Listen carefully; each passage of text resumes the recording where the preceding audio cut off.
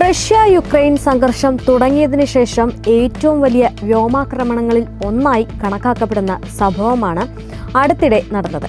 എന്നാൽ 2025 September 14 Ukraine നടത്തിയ വൻ വ്യോമാക്രമണത്തെ റഷ്യൻ സൈന്യം വിജയകരമായി തടഞ്ഞുകൊണ്ടായിരുന്നു വീണ്ടും ഒരു ചരിത്ര വിജയം കുറിച്ചത്.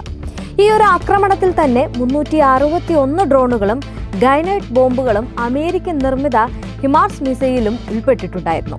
ഈ ഡ്രോണുകളെയും മിസൈലുകളെയുമാണ് ആകാശത്ത് വെച്ച് തന്നെ റഷ്യൻ വ്യോമ പ്രതിരോധ സംവിധാനങ്ങൾ തകർത്തതായി റഷ്യൻ ഔദ്യോഗികമായി പ്രഖ്യാപിച്ചത്. ഇനി സുരക്ഷാ വിദഗ്ധർ വിലയിരുത്തുന്നത് അനുസരിച്ച് നോക്കുകയാണെങ്കിൽ ഈ ആക്രമണം റഷ്യയുടെ സൈനിക കേന്ദ്രങ്ങൾ ലക്ഷ്യമാക്കിയുള്ളതായിരുന്നില്ല, മറിച്ച് രാജ്യത്തിന്റെ ഊർജ്ജ മേഖലയും സാമ്പത്തിക ഭദ്രതയും ദുർബലപ്പെടുത്താനുള്ള ഒരു തന്ത്രപരമായിട്ടുള്ള നീക്കമായിരുന്നു. അതാണ് 8 നിലയിൽ പൊട്ടിയത്.